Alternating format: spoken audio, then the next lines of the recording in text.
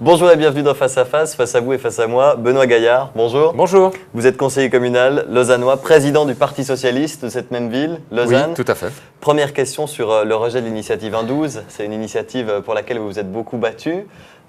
Après coup, la pilule est passée, pas encore, c'est en voie de passer, vous y croyez encore mais sous une forme différente? Je dirais qu'on y croyait depuis le début et on continuait à croire qu'on a levé un lièvre, qu'on a posé une vraie question. Maintenant, je dirais pas que le jour de la votation, je me disais tiens, on va probablement gagner. J'avais un petit pressentiment sur le fait que ça allait se terminer par une défaite. Maintenant, j'avoue que voilà, on était un peu dans le milieu de ce que je m'étais fixé comme objectif. Je m'étais dit, voilà, au-dessus de 40%, alors là, champagne, tout ce qu'on veut. En dessous de 30%, c'est vraiment un peu compliqué. Ça veut dire qu'on n'a presque pas convaincu au-delà de la gauche classique en Suisse. On est au milieu, alors voilà. Mais c'est en même temps une défaite assez nette. Hein. C'est quand même 2 tiers, 1 tiers, faut pas contester. C'est vrai que vous avez dépassé légèrement le score de la gauche. C'est ça. Vous avez convaincu qui? Alors à mon sens, c'est même en réalité un peu plus complexe que ça, parce que je pense que certaines personnes qui traditionnellement votent peut-être Vert, un peu PS, ont peut-être pas suivi nos positions sur ce coup-là. Et je pense que paradoxalement, on a convaincu un certain nombre d'électeurs, à mon avis plutôt UDC, d'une part. Les mécontents, c'est ça? Ouais, les mécontents peut-être, mais aussi des gens avec qui moi personnellement je partage une forme de souci, des gens qui se disent finalement, voilà, on voit un certain nombre de choses qui changent très vite, on voit des inégalités qui augmentent très vite, on voit une compétition internationale qui se renforce, on voit cette mondialisation qui ne nous profite pas forcément. Je pense voilà, des gens qui peuvent être employés normaux ou paysans. Et je pense que c'est des gens qui ont une certaine peur et qui voient que tout se transforme et ils se sont dit, bah voilà, ces écarts de rémunération qui explosent, c'est aussi une de ces choses qui changent très vite et pas forcément dans le bon sens. Et puis de l'autre côté, on a probablement convaincu aussi quelques centristes qui se sont dit, Jacques Nérin qui avait fait une déclaration, il a un peu changé d'avis après, mais il avait dit, moi, pour le gronder sûrement. Voilà, certainement. Pour le signal, je pourrais dire oui. Et ça, je pense qu'il y a un certain nombre de gens qui se sont dit, bon, les probabilités que ça réussisse, surtout avec la double majorité, sont faibles, donc pour donner un signe de mécontentement, je vote oui. Bon, vous vous attendiez à un résultat compliqué, il y a quand même une incompréhension, des Français notamment et d'autres voisins qui ne comprennent pas pourquoi le peuple suisse a voté comme ça, alors que l'opinion publique étrangère aurait peut-être été pour cette initiative 112. C'était déjà le cas avec les semaines de vacances quand le peuple a voté. Est-ce que là, vous avez l'impression que vous êtes né dans le mauvais pays, qu'à l'étranger, ce genre d'initiative passerait beaucoup plus facilement? Ça, c'est une question de politique plus générale, parce qu'en fait, quand on parle de politique et qu'on la voit un peu de l'extérieur, on a l'impression que voilà, finalement, on pose une question politique, puis on se positionne, oui ou non, ou si c'est un peu plus compliqué que ça, on choisit un parti, on choisit une option, etc. Mais en fait, ce qu'on ne prend pas dans l'analyse quand on fait ce genre de comparaison ou des sondages en France, en Grande-Bretagne, etc., sur 1-12 ou sur les vacances, c'est qu'une décision politique, c'est aussi derrière, c'est une campagne, c'est une réflexion, c'est toute une période où les gens échangent des arguments. Et moi, je ne crois pas du tout que, par définition, les Français, les Italiens, les Espagnols, qui encore, voteraient oui parce qu'ils veulent plus de vacances, moins de salaire. C'est juste qu'ils ont moins réfléchi parce qu'il n'y a pas eu le débat politique. C'est juste que le débat ne s'est pas fait et puis qu'on n'a pas eu ce qu'on a eu dans 1-12, c'est-à-dire une adhésion assez nette au départ. Il faut se rappeler que juste après Minder, il y avait des sortes de pré-sondages qui étaient moins professionnels que ceux qu'on a pendant les campagnes, qui disaient c'est vraiment 50-50. On a eu un premier sondage, maintenant ça fait il y a 2 mois et demi, donc 6 semaines avant la votation, c'était 44-44 avec beaucoup d'indécis. Et puis on termine à 65-35. Donc je crois qu'il ne faut pas trop se fier à ce que les autres pays peuvent avoir l'impression de penser par le reflet des médias. À mon avis, ce n'est pas si représentatif que ça. Vous savez, sinon, je pense que jamais on pourrait augmenter les impôts. Dans les autres pays, les gens qui augmentent les impôts doivent quand même se présenter aux élections après. Or, parfois, ils sont réélus. Donc, c'est quand même plus compliqué que ça. Bon, alors je reformule ce que vous venez de nous dire. Les initiatives socialistes, quand on y réfléchit, on est contre? Les initiatives socialistes… D'emblée, on est pour, et quand on y réfléchit, on est contre. Alors, c'est ce que vous disiez. Disons, je pense que toute initiative, toute proposition, elle suscite le même type de mouvement. C'est-à-dire, d'abord, on se dit « Ah oui, intéressant Et puis, en fait, c'est pas « intéressant, je vais voter oui », c'est « intéressant, je vais m'intéresser au débat ». Puis après, le débat, forcément, il fait s'éroder le oui et fait monter le non. Parce que face à une nouvelle proposition, c'est logique, il y a de plus en plus de gens qui vont se dire Est-ce que vraiment il faut changer le système pour aller dans ce sens-là? Donc, je ne pense pas qu'une initiative socialiste est vouée à l'échec. Je signale qu'on en a eu d'autres récemment qui étaient soutenues par le PS, par exemple celle pour l'abolition du service militaire obligatoire, qui s'est écrasée à moins de 30%. Donc, oui, en Suisse, je ne vais rien vous inventer, là, la gauche est plutôt minoritaire. Le PS n'a pas la majorité. On n'est pas assuré de gagner sur quoi que ce soit. Par contre, ben voilà, quand on va chercher 35, peut-être une prochaine fois 40%, peut-être une victoire avec le salaire minimum, et ben là, je pense qu'on fait progresser le débat politique et des idées socialistes peuvent tout à fait rencontrer l'assentiment d'une majorité. Le salaire minimum, vous l'avez abordé, c'est vrai que c'est un débat gauche-droite, c'est aussi un débat de génération. On a l'impression aujourd'hui que le salaire minimum fédère plus dans la jeune génération que dans la personne un peu plus âgée. Est-ce que c'est aussi ce que vous constatez, vous qui êtes jeune, Benoît Gaillard? Bah, disons, ce que je constate en tout cas, c'est qu'on a très souvent une différence entre les études d'opinion, voire même les sentiments qu'on peut avoir comme ça en discutant avec les gens, et le résultat, parce que les études là malheureusement sont très claires là-dessus, les jeunes ne votent pas, les jeunes ne se mobilisent pas, ils se prennent d'amour ou d'intérêt pour une cause, et puis après, leur participation est systématiquement plus faible que l'ensemble des catégories au-dessus des jeunes. Vraiment, la courbe est comme ça. Donc, en gros, ceux qui votent le moins sont les 20-30 ans, ceux qui votent le plus sont les 60-70 ans, grosso modo.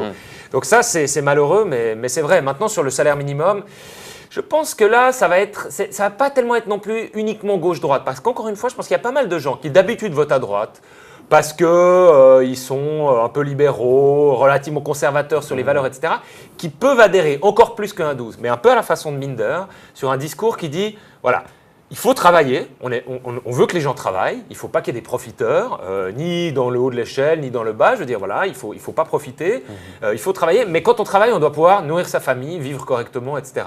Et ça, je ne sais pas si c'est un raisonnement uniquement de gauche, je crois que c'est un raisonnement qui peut être vraiment partagé. Benoît Gaillard, on fait une petite pause pour que je vous montre une vidéo. C'est un autre Gaillard qui a beaucoup de succès sur Internet, vous le connaissez? Rémi Gaillard. Rémi Gaillard, regardez cet extrait.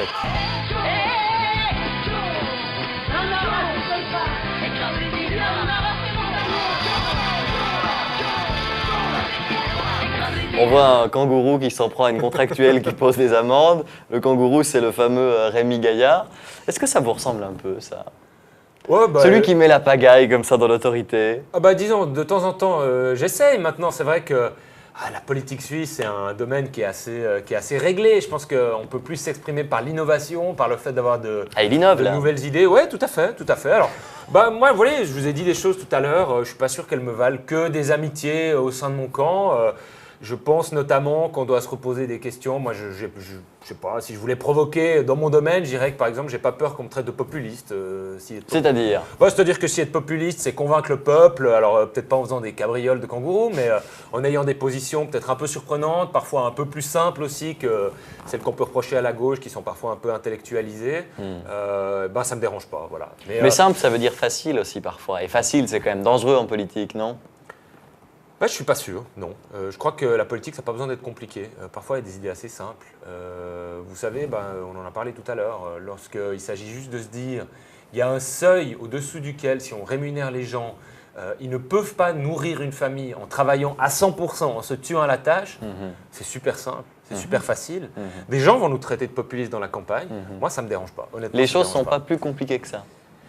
Si, elles sont toujours en même temps plus compliquées que ça. Mais la politique, c'est toujours aussi une façon de dire à un moment donné, prendre une position politique, c'est aussi toujours simplifier. Parce que si on fait que d'analyser la complexité, alors on lit des bouquins, on discute, on argumente, on se redocumente, on commande des études, etc. À un moment donné, l'action, c'est trancher et c'est faire un truc simple. Je veux dire, là, si on prend le parallèle, parce qu'il est intéressant, non mais... Oui, ce kangourou qui met des amendes. Ce pauvre Rémi Gaillard, finalement, à un moment donné, ce qui est drôle, c'est que c'est une idée super simple. Il ne se pose pas trop la question de savoir si c'est autorisé, si c'est drôle ou pas, parce que parfois Rémi Gaillard fait des trucs pas drôles. Enfin, moi, j'ai vu pas mal de ses vidéos. C'est vrai. Il ne se pose pas la question de savoir si cette personne-là va mal le prendre, faire une crise, avoir une angoisse. Ouais, peut-être pas toutes, mais peut-être que certaines personnes vont mourir de peur, etc. Voilà, il faut de l'action à un moment donné. Alors, c'est peut-être le côté Rémi Gaillard. Moi, j'aime bien quand on fait des choses. Et faire des choses, c'est toujours un petit peu simplifié. Quand vous hésitez à prendre une décision dans votre tête, la situation a toujours l'air hyper compliquée. Puis en fait, elle se simplifiera pas toute seule. Elle se simplifiera quand vous aurez décidé. Parce qu'en fait, le fait d'avoir décidé, hop, ça simplifie. Ah oui, les questions de salaire, tout ça, c'est hyper compliqué. Personne ne le contestera. Ouais. Mais il faut à un oser, moment c'est ce donné, que vous nous dites. il faut poser des principes simples. Il faut oser parce que sinon, on n'agit pas. Benoît Gaillard, vous êtes jeune, vous parliez de ces jeunes, vous n'en faites pas partie, qui ne s'engagent pas, qui ne votent pas, qui ne sont pas intéressés par la politique. D'un autre côté, quand on regarde la télévision, quand on regarde les débats du Parlement, on n'en voit pas beaucoup des jeunes, justement. Est-ce que là, vous avez l'impression que vos collègues politiciens, justement, ne représentent pas totalement la population que vous représentez, en l'occurrence les jeunes? Bon, je pense que la représentativité, c'est quand même plus important de penser la représentativité en termes de parti et d'orientation politique qu'en termes d'âge. Parce que il me semble que, moi j'ai plus en commun avec quelqu'un de 55 ans en ayant 28 qui partage mes idées. Sur tous les sujets, vous êtes sûr? Qu'avec un jeune de mon âge qui milite au À PLR l'UDC. ou à l'UDC. Voilà, donc… Sur tous les sujets. Ouais. Honnêtement, Ouais. j'attends l'exception. J'attends qu'on me trouve l'exception. Mais L'exception, oui, je vais peut-être honnêtement. vous la donner dans votre ville, Benoît Gaillard. Les fameuses nuits lausannoises avec Ouais. des politiciens qui ont un certain âge et qui ont un certain avis sur la question. Là, on a l'impression que les jeunesses de partis sont parfois plus d'accord entre les partis qu'entre les générations dans le même parti. Oui, alors je ne suis pas vraiment d'accord avec ça parce que d'une part, je pense qu'il faut de temps en temps savoir reconnaître qu'il y a eu des rajeunissements de la classe politique et ce n'est pas pour prêcher pour ma paroisse. Mais à Lausanne, on a 2 membres de l'exécutif sur 3 qui ont moins de 40 ans, moins de 35 ans même, sauf un, ou en tout cas environ 35 ans. Alors moi, c'est dans 7 ans que j'aurai 35 ans. Donc je ne me dis pas que dans 7 ans, je serai vieux et complètement déconnecté des réalités des jeunes. L'autre chose, c'est qu'en réalité, on a reçu des avis très partagés et on a eu des jeunes en ville de Lausanne qui voulaient aller beaucoup plus loin dans la restriction. Bon, évidemment. Comme Non, vous dites, mais- voilà, vous avez répondu à votre propre question, évidemment. Ouais. C'est-à-dire qu'il y a des jeunes qui disent libéralisons le commerce, c'est ça la solution. Il y a des jeunes socialistes qui disent ne punissons pas les jeunes, mais faisons en sorte que les boîtes, les clubs soient mis face à leurs responsabilités. Vous avez des jeunes UDC qui tendent à dire que tout ça c'est dû à l'arrivée de gens des banlieues qui posent des problèmes et au concert de hip-hop, pour simplifier. Honnêtement, on retrouve assez les clivages. C'est pas si différent. Vous parlez et la de- dernière chose que je voulais dire, Allez-y. parce que vous avez dit d'un côté les jeunes ne s'engagent pas, puis de l'autre côté il n'y a pas assez de jeunes en politique. Mais en fait, c'est pas deux côtés, c'est vraiment le revers, c'est une et même face de la médaille. C'est-à-dire que c'est parce qu'on est trop peu à s'engager qu'il y a trop peu de gens comme nous, ou même moi je suis même dans les vieux pour les jeunes, qui sont dans les parlements. Donc Alors, vous êtes dans en train les- de me dire que les jeunes voteraient pour les jeunes. J'espère que si les jeunes votent plus, ils voteront peut-être un peu plus pour les jeunes. Mais surtout, j'aimerais dire à tous ceux qui nous écoutent et qui peuvent être potentiellement un peu plus jeunes, même encore que moi, Espérons-le. et j'espère que ça ne se fera pas tout seul. Ouais. Il ne suffit pas de dire ils sont vieux, c'est embêtant, on aimerait bien qu'ils soient plus jeunes. Non, je veux dire, les jeunes, il ne faut pas penser qu'ils vont tomber du ciel. C'est nous, les jeunes. Donc si on n'y va pas, personne ne va y aller à notre place. Qu'est-ce qui est le plus stigmatisant pour vous, être jeune ou être socialiste? On parlait de ces jeunes qui vont dans des concerts hip-hop, etc. C'est une manière de les stigmatiser. Ça dépend du milieu. Pour vous, ouais. Ouais, ça dépend du milieu. Je dirais, être socialiste, c'est devenu… Je dirais plus que c'est stigmatisant. On rencontre très souvent des gens qui ne sont pas d'accord avec nous. On n'est pas encore vraiment majoritaire, ni dans le canton de Vaud, ni en Suisse. Maintenant, à Lausanne, si je vous disais que je me sens stigmatisé en tant que socialiste, je crois que vous me renverriez du studio. Évidemment qu'à Lausanne, j'ai plutôt l'impression de partager un certain nombre de valeurs avec beaucoup de gens que je rencontre Ouais. dans la ville. Ouais. Maintenant, et puis être jeune, je crois que les barrières sont pas mal en train de tomber de ce côté-là aussi. On accepte de plus en plus de considérer les gens pour ce qu'ils font, pour ce qu'ils sont, et sans trop tenir compte de leur âge. C'est une impression comme ça généralisée. Après, je pense que voilà, il y a un seuil, quand on arrive autour de 30 ans, tout à coup, des fois, c'est vrai, le regard de certaines personnes plus âgées change, on le sent. Enfin, il est adulte. Ouais, il y a un peu de ça. Il est des Il y a un nôtres. peu de ça. Et pourtant, on est adulte en principe depuis 18 ans. Enfin, en principe. Michel Zendali a arrêté de présenter Infrarouge, du coup, vous êtes de nouveau invité. Il paraît Oui. qu'il ne vous invitait pas Ah parce qu'il était votre papa. Heureusement qu'il ne m'invitait pas. Heureusement, je veux dire, c'est la moindre des choses. Enfin, la question ne s'est même pas posée pour lui. Non, c'est normal qu'il ne vous invite pas parce que vous êtes son fils, mais c'est pas forcément normal qu'il ne vous invite pas parce que vous êtes… comprenez ma foi.